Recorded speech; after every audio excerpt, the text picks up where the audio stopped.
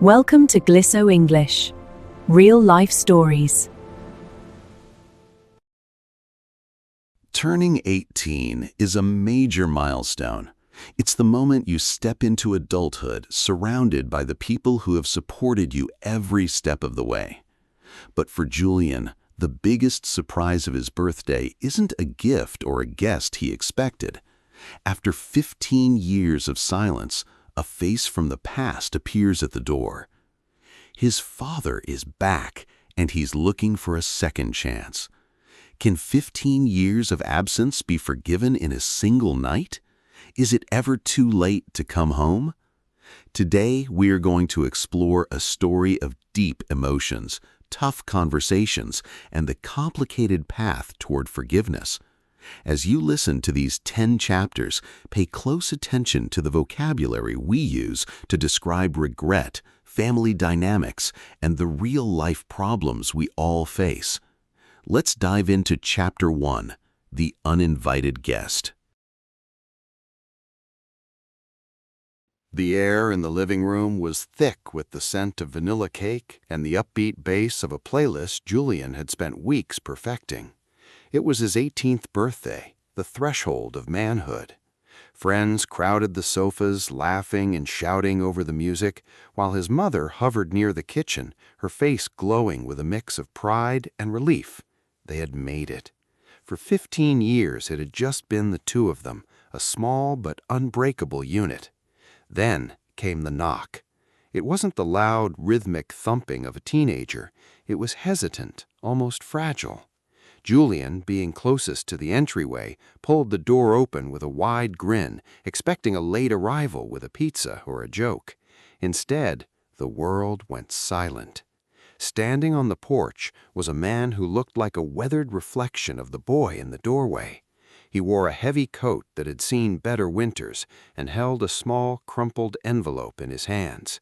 His hair was graying at the temples, and his eyes were rimmed with a deep, haunting exhaustion. Julian's grin vanished. The music in the background sounded like static. He didn't recognize the man's clothes or his scent, but he recognized the curve of the jaw and the specific way the man shifted his weight. "Julian?" he whispered, his voice cracking like dry parchment. The boy couldn't speak. Behind him, he heard the sharp shatter of a glass hitting the floor.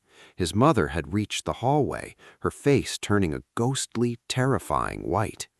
The stranger took one step forward into the light. "I know I'm late," he said. "I'm 15 years late."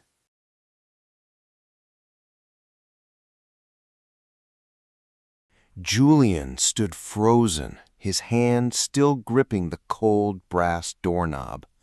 The party behind him felt like a movie playing on mute. The man on the porch, Marcus, looked down at his own boots, unable to hold his son's intense gaze.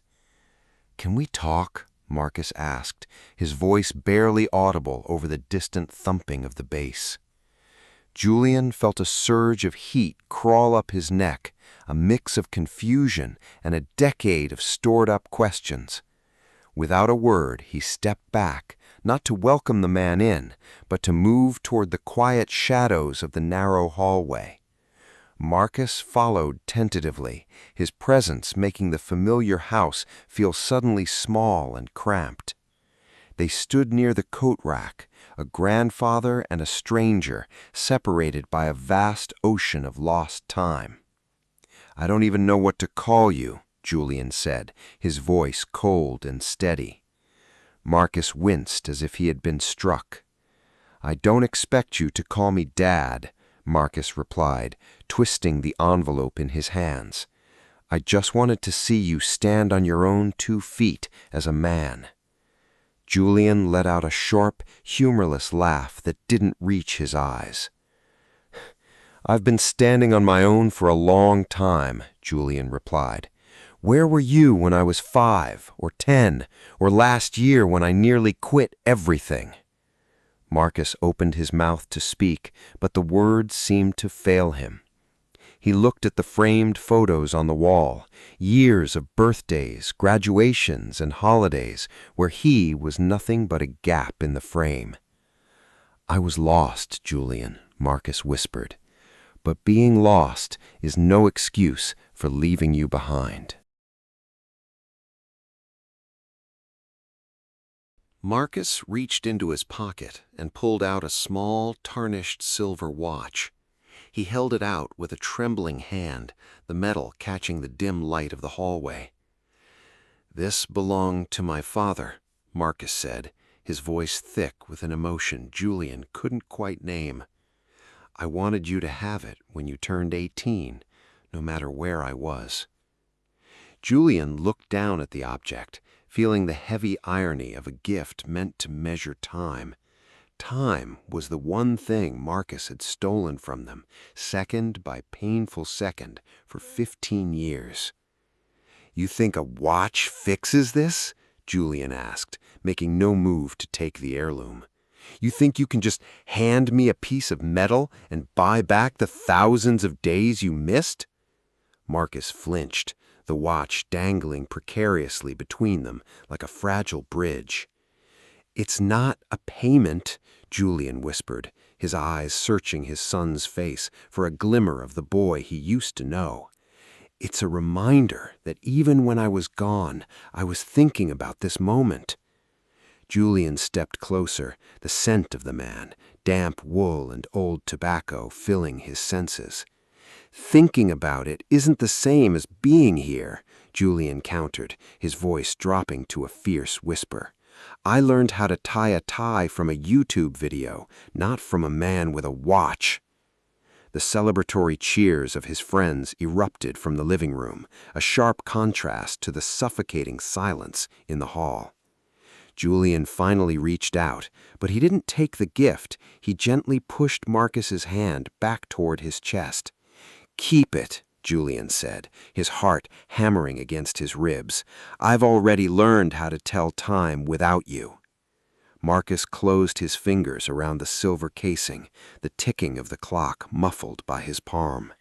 He looked older in that moment, the weight of the rejection settling into the deep lines around his mouth.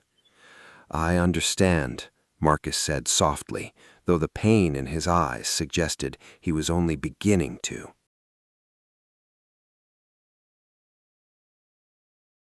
The silence in the hallway was shattered by the sound of heavy footsteps approaching from the kitchen. Julian's mother, Elena, stood at the end of the corridor, her hands trembling as she wiped them on her apron. The color had not yet returned to her face, and her eyes were locked on Marcus with a look of pure, raw recognition. "Elena," Marcus said, his voice a ghost of a sound. She didn't scream or shout. Instead, she walked forward until she was standing directly in front of the man who had vanished a lifetime ago. "You have a lot of nerve showing up here today," she said, her voice vibrating with a quiet, dangerous intensity. "On his birthday? After every night I spent convincing him he wasn't the reason you left?" Marcus lowered his head, the silver watch still gripped tightly in his hand. "I didn't come to cause trouble, Elena. I just couldn't let this milestone pass in silence." Elena let out a sharp, jagged breath and gestured toward the living room where Julian's friends were still celebrating. "You let 15 milestones pass in silence," she countered, her finger pointing toward the door. "You missed the broken bones, the first dates, and the nights he sat by the window waiting for a car that never turned the corner." Julian watched his parents, seeing them together for the first time in his conscious memory. They looked like two halves of a story that no longer fit together, the edges frayed and worn by resentment. "I'm a different man now," Marcus pleaded, taking a small step toward her. Elena didn't flinch. She stood her ground, a shield that had protected Julian for over 5,000 days. "Being a different man doesn't rewrite the history of the woman who had to raise a son alone," she whispered. "You aren't a guest here, Marcus. You're a ghost, and ghosts aren't supposed to ruin the living celebration." She turned to Julian, her eyes softening for a brief second, asking him silently if she wanted this man to stay or go. Julian looked from his mother's tear-streaked face to the stranger's desperate eyes, the weight of the decision pressing down on his shoulders.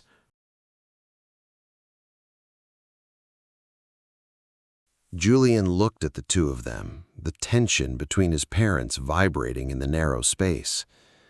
"I want to know why," Julian said, his voice cutting through the heavy atmosphere. He stepped into the kitchen, gesturing for Marcus to follow, away from the prying eyes of the party guests. They sat at the small wooden table where Julian had done his homework for a decade.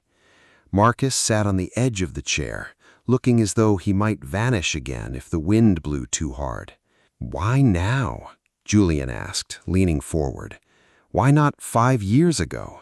Why not a simple phone call on any of those 15 birthdays?" Marcus looked at his hands, his knuckles white as he searched for the right words. "I was ashamed, Julian," he began, his voice steadying. "I made a series of bad choices, and by the time I pulled myself out of the hole, I felt I had stayed away too long to ever come back." He looked up, meeting Julian's eyes with a painful honesty. "I convinced myself you were better off without a father who had failed so spectacularly." Julian felt a lump form in his throat, but he didn't look away. "You didn't decide for me that I didn't need you," Julian replied firmly. "You decided for me that I didn't need you, but you never actually asked me."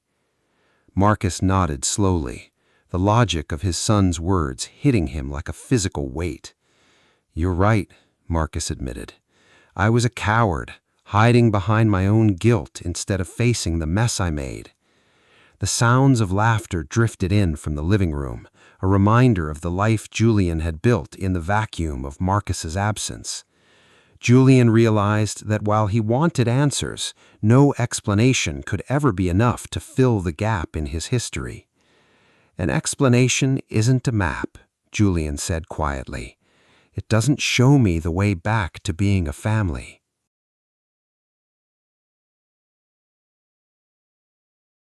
The music from the living room shifted to a slower song, the muffled lyrics drifting through the kitchen door.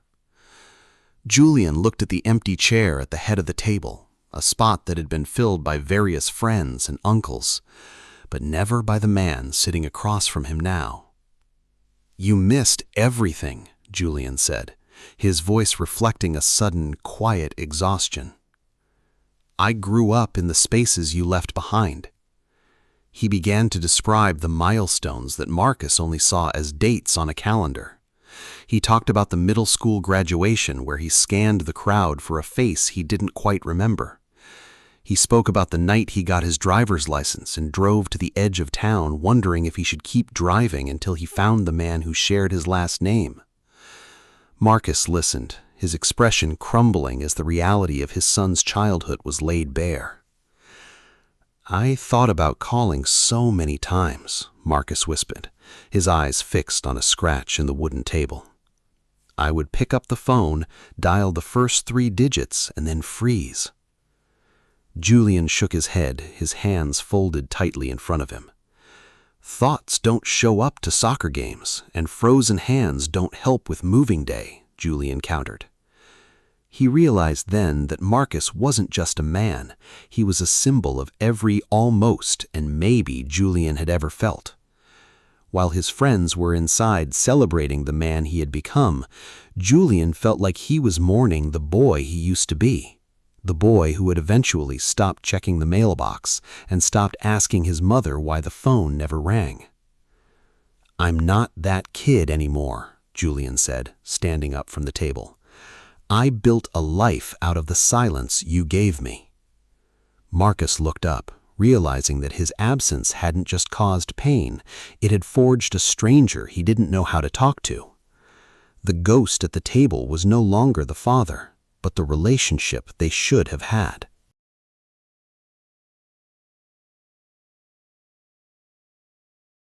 Marcus took a deep breath, his eyes fixed on the flickering light of the kitchen candle. I was in a town 3 states over for most of it, Marcus began, his voice barely a murmur. I worked at a shipyard, moving steel, and sleeping in a room that smelled like salt and old grease. He explained that for the first 5 years he had been spiraling, losing himself to a darkness he couldn't name. He had lived a life of invisibility, choosing manual labor because the physical pain was easier to handle than the mental regret. I saw a photo of you in a local newspaper once, Marcus said, a small, sad smile touching his lips. You had won a science fair, and you were holding a trophy twice the size of your head. Julian felt a jolt of recognition. That was the 3rd grade, the year he had waited until the very last second for someone to walk through the gym doors. I cut that picture out and kept it in my wallet until the paper turned yellow and fell apart, Marcus whispered. Julian leaned back, the anger in his chest shifting into something more complex and confusing. If you knew where I was, and you knew I was succeeding, why stay away? Julian asked. Because I was waiting to be worthy of coming back, Marcus replied, looking Julian in the eye. I thought I had to be a successful man, a rich man, or a perfect man to face you again. He paused, his voice cracking with the weight of 15 years of isolation. I didn't realize that a father's job isn't to be perfect, it's just to be present. Julian looked at the man's calloused hands and the lines of hard labor etched into his skin. He realized that while he had been growing up, his father had been frozen in a prison of his own making. The reason was finally out in the open, but it felt as heavy and cold as the steel Marcus used to carry. You waited for a version of yourself that doesn't exist, Julian said quietly. And while you were waiting, I was growing up without a father.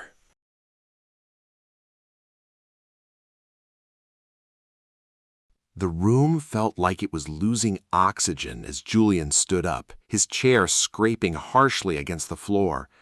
I don't care about the shipyard, and I don't care about your wallet, Julian snapped, his voice finally rising. You sat in a room 3 states away and watched me grow up through a newspaper like I was a character in a book. The anger he had suppressed all evening finally boiled over, hot and uncontrollable. Do you have any idea what it's like to reach 18 and realize the person you've been angry at is just a coward? Marcus flinched at the word, but he didn't look away this time. He took the verbal blow as if he deserved it. You chose your guilt over me every single day for 5,000 days, Julian continued, pacing the small kitchen. And now you show up on the one day that is supposed to be about my future to make it about your past. In the living room, the music stopped, and a sudden awkward hush fell over his friends. They could hear the shouting, the sound of a family's foundation cracking under the pressure of a decade of lies. You want a second chance? Julian asked, stopping directly in front of his father. You want to walk in here, hand me a watch, and have me say it's okay so you can finally sleep at night? Marcus stood up slowly, his height matching Julian's, but his posture was defeated and bent. No, Julian, Marcus said quietly, his eyes brimming with tears. I don't want you to make it okay. It isn't okay. I just wanted you to know that I'm finally stopping the car. Julian shook his head, his chest heaving as the adrenaline began to fade into a hollow, aching sadness. You're 15 years too late to stop the car, Marcus, Julian whispered, using the name for the first time. The boy you're looking for is gone, and the man standing here doesn't know who you are. The silence that followed was heavier than any shout, a final acknowledgement of the distance between them. Julian took a deep breath, the fire of his anger leaving behind a cold, empty clarity. He looked at Marcus, who remained standing with his head bowed, accepting the weight of Julian's words.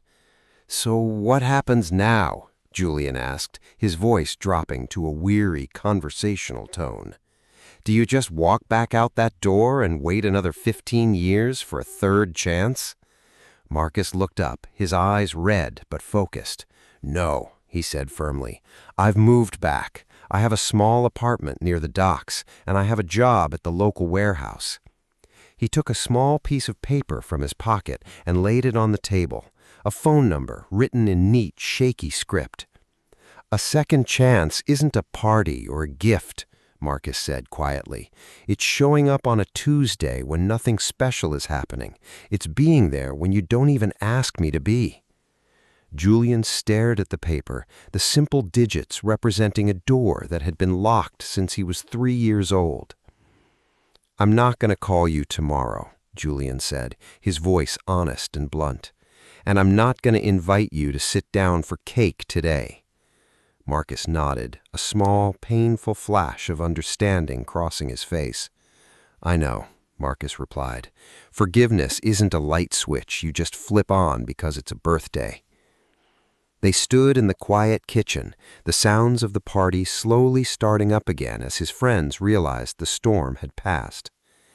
If you're really here, Julian said, then you'll still be here when I'm ready to talk, whether that's next week or next year. Marcus reached out as if to touch Julian's shoulder, then hesitated and pulled his hand back.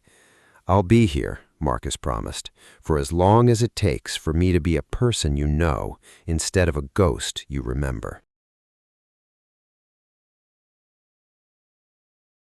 The party finally began to wind down as the clock moved toward midnight. The music was low, and the living room was a mess of empty cups and discarded wrapping paper. Julian stood on the front porch, the cool night air refreshing after the heat and noise of the celebration. The street was empty, and the silence felt different than it had only a few hours ago.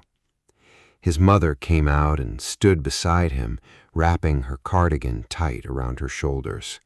He's gone, she said softly, looking out at the spot where the old truck had been parked. Julian reached into his pocket and felt the small scrap of paper with the phone number on it. He said he moved back, Julian replied, his voice reflecting a mix of hope and hesitation. Elena sighed, a sound that carried the weight of the 15 years she had carried the load alone. People change, Julian, but they don't change overnight, and they don't change just because they want to. Julian looked up at the stars, realizing that his adulthood hadn't started with a party, but with a choice. He hadn't given his father a second chance tonight. He had given him an opportunity to earn one. He thought about the silver watch Marcus had tried to give him, a tool to measure the time they didn't have. Julian realized he didn't need the watch to know that a new chapter was beginning. He turned back toward the warm light of the house, leaving the door unlocked behind him for the first time in years. He wasn't sure if he would call the number tomorrow, or the day after that, or even the month after that. But for the first time in his life, the silence from his father didn't feel like a hole, it felt like a pause. "Happy birthday, Julian," his mother whispered, kissing his cheek before heading back inside. Julian took one last look at the quiet street, breathed in the crisp night air, and followed her. The 18th year of his life had begun, and for the first time, the future felt crowded with possibilities. The encounter didn't end with a hug or a tearful reconciliation, and perhaps it shouldn't have. Forgiveness is rarely a cinematic moment. It is a slow, quiet process of rebuilding what was broken. Julian stepped into his future not by forgetting the past, but by finally facing it. The weight of the silence had been lifted, replaced by a simple, terrifying, and beautiful choice. The door was no longer locked, and for the first time in 15 years, both men knew exactly where to find each other. Thank you for joining us for The Second Chance. Life is full of complicated people and even more complicated problems. As we saw with Julian and Marcus, sometimes the hardest part of growing up is realizing that our parents are just human beings who make mistakes. I hope this story helped you practice your English today, especially those phrases we use to talk about time, regret, and family. Did you think Julian was right to be so firm with his father? Or should he have taken the watch? Let me know your thoughts in the comments below. I love reading your perspectives, and it's a great way to practice your writing. You can find all of the vocabulary of the story down below in the description box. If you enjoyed this story, please give the video a like and subscribe to the channel for more real-life lessons in English. I'll see you in the next story. Goodbye.